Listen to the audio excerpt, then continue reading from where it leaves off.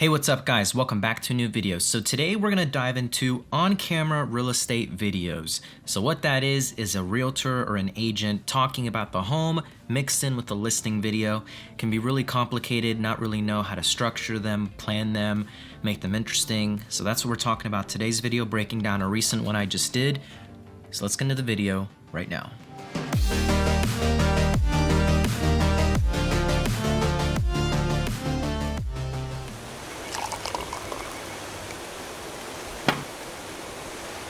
It is hot outside here in Katy, Texas, and this pool sure is a cool place to hang out. My name is Corey Elliott Burke with eXp Realty, and I'm excited to tell you about my new listing in Grand Lakes, and I know you will be too. But before I get ahead of myself, let's take a look inside. This gorgeous Trendmaker home offers just under 5,000 square feet of living space with 5 bedrooms, 3-car garage, a game room and balcony overlooking your backyard oasis, and with a fresh coat of paint, this one is move-in ready. Situated just steps away from the beautiful lake and walking trails, your refreshments from home are easily accessible. If this home stands out to you, contact me today. My number is 832-274-8919. Once again, the address for this gorgeous property, 7006 Monarch Lake Lane. You know what to do. Cheers.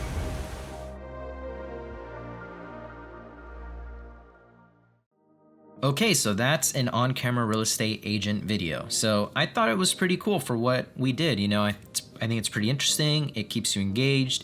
Good information being delivered, showcases the house pretty well, and that's pretty much the goal of these. But when I first started out making them, I had no idea what I was doing. I was only used to making real estate listing videos, you know, just showcasing the home, not really knowing how to mix in a realtor, especially talking and all of that. So I narrowed it down to 5 tips that I think would have helped me immensely when I first started making these, but can really help you out if you're just getting into them. So let's get into tip number 1.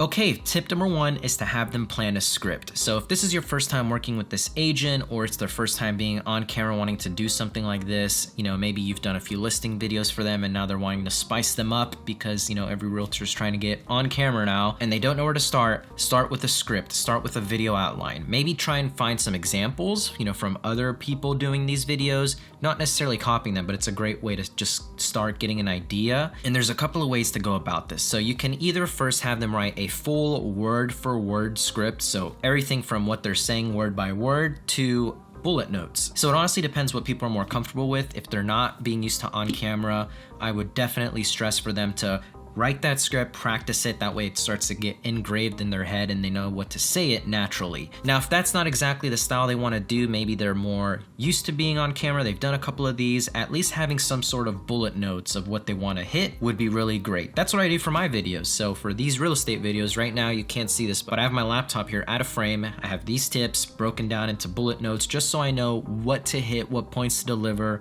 That way I know if I hit these points, deliver them, the video is exactly how I planned it to be. And then I leave room for improv or just organically delivering it because I don't want it to just be super scripted. It's just not how I want these videos to be. So just having any sort of video outline or script is the best way to go because that way you both know what to expect and you can kind of get an idea of how long the video is going to be. So if they give you a page and a half, you can be like, whoa, like just narrow this down to like a paragraph or something. You basically just need an intro, some things about the house, and an outro. And if they're really bad or they're just not used to it and get really nervous, you keep seeing them mess up over and over because they can't memorize it or they're just, you know, the nerves got to them, you can invest in a teleprompter. Some of the newer ones coming out, you can actually use a phone as your teleprompter and it just mirrors the image and you can put that on a gimbal. Otherwise, you have to use a tripod, which makes it a little bit more difficult, especially if you want to get any moving shots. So now with this video with Corey's a really awesome agent. He was like the perfect guy for this. This is the second video we've done like this and I've been stoked on how they've come out because he's just a, you know, really chill guy and it translates like that in the video. Before the shoot, I told Corey to come up with a script. He did a great job. Before we started shooting, he read it back to me and we tweaked a couple of things, but overall it was pretty solid and ready to go. And that way I already started getting an idea of what I have to shoot, how long it's gonna be, and just a better idea of the video. Tip number 2 is to find a unique way to start the video.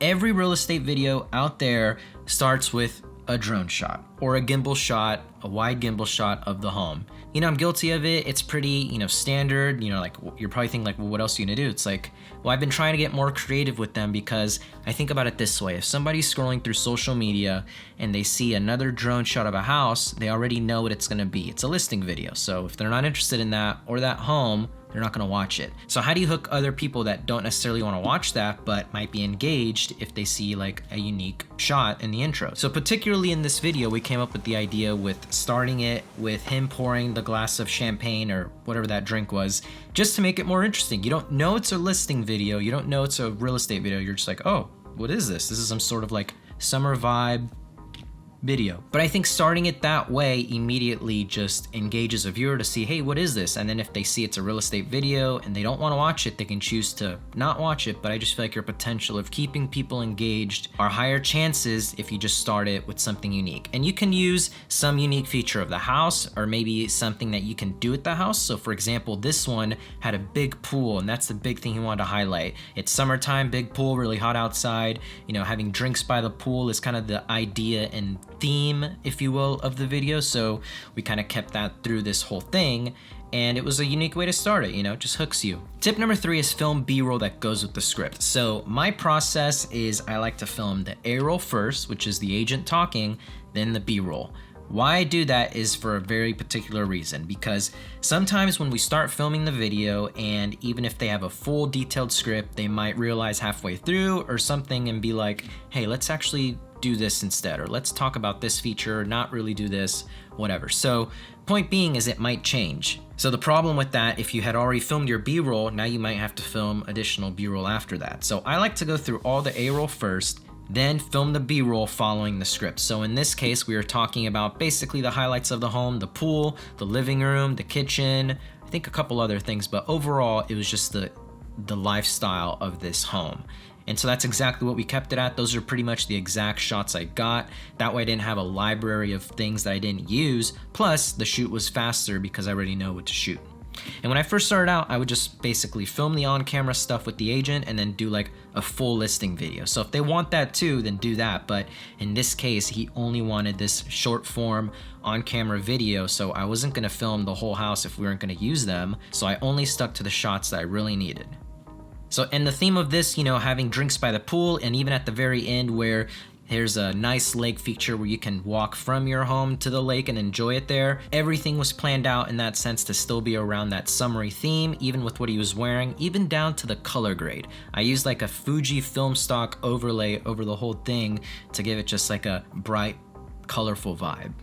Tip number 4, and probably the most important tip, record the best audio possible and use sound design. So let's get into it. This is probably more important than filming, and I'm actually gonna plug the last video. If you wanna learn more about audio and a cool new preset pack we just released filled with a ton of audio presets for mics like this and other ones, check that out below. Audio is so important, especially in this case because it's really easy to not get good audio. You're outside, your talent might be walking, you might be in a noisy environment like I was in this case. So using the proper gear and how to record it properly is gonna be a better resulting video. If you have pro audio and not so great, you know, video, like maybe they're kind of, you know, the background is blown out while they're talking or something, versus making sure your image is perfect, but really bad audio. So one mistake I made when I first started was recording it with one of these.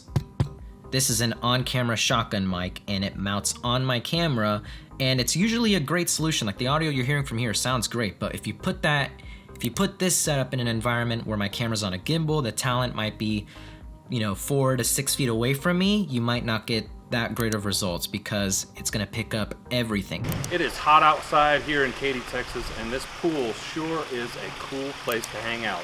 It is hot outside here in Katy, Texas, and this pool sure is a cool place to hang out. So in this case, the pool is there, the wind, you know, birds, just environment, noises in general are present. So you're gonna get more of that noise versus the actual voice, and then it's just not gonna be really good. So I would strongly urge that you use some sort of lav mic system. So I use, let me get them. I use these.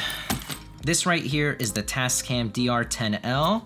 Super easy super small and really great recorder. So one thing to note about this is this does not record directly into your camera.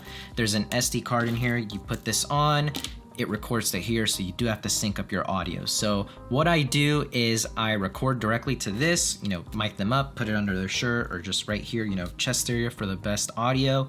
And then I put a shotgun mic or an on-camera mic on my camera as a backup. But that way I can sync up the audio. It's really easy, honestly. It sounds more difficult than it is, but doing that gives you the best resulting audio. And then another bonus tip on recording audio is if you're gonna do a voiceover or something where you're not gonna feature them on camera saying something, so like, the middle part of this video, he was talking about features of the home while I put B-roll over it, you can actually record that in a bedroom or closet where there's gonna be less echo and you're gonna get way better sounding audio. Or even if you bring something like a blanket, just put that up next to them, or use pillows. Done that before, that worked great. Just block out that echo so the audio sounds even better for that voiceover section.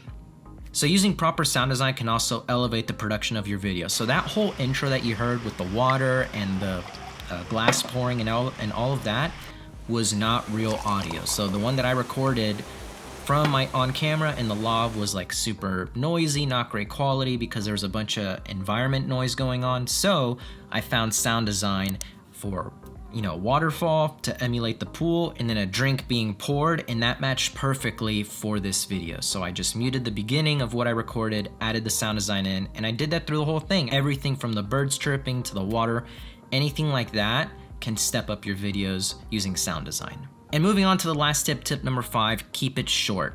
Sometimes realtors think that a longer video is gonna be more engaging, but it's honestly the opposite. That's why short form content is just booming right now, because the shorter it is, the more opportunity and chances that gets viewed from start to finish versus like a 5-minute video that might only have a retention rate of like the first minute and then no one's watching the rest of it. So what I really urge nowadays is to create just, way shorter video. So especially for something like this, 45 seconds to 1.5 minutes max is probably gonna be a better resulting retention rate for people watching it than a really long form video. So you can really gauge it by the script as well. That's why if they have no idea where to start for the script, just a paragraph, maybe 2, you just want some sort of intro where it goes with whatever you're talking about, introducing themselves, then whatever they want to highlight about the home for the body, and then a conclusion with some sort of call to action at the very end. So that's pretty much it. That's how I utilized all of these tips to create this video, and I think we got really good responses from it, really good feedback. This is the second one I've done with him, and I'm looking forward to making more with him and other new ones because, it's a lot of fun to make because it's not just a listing video where you have to go through a home. You get to add elements like audio, sound design, things like that, and it just makes it a more engaging video overall. So that's pretty much it for this video. Leave a like if you enjoyed, comment down your thoughts, what you thought about these 5 tips, and if you have any others to add, subscribe if you haven't already. I would love for you guys to be part of the channel, and I'll see you guys in the next video. See ya.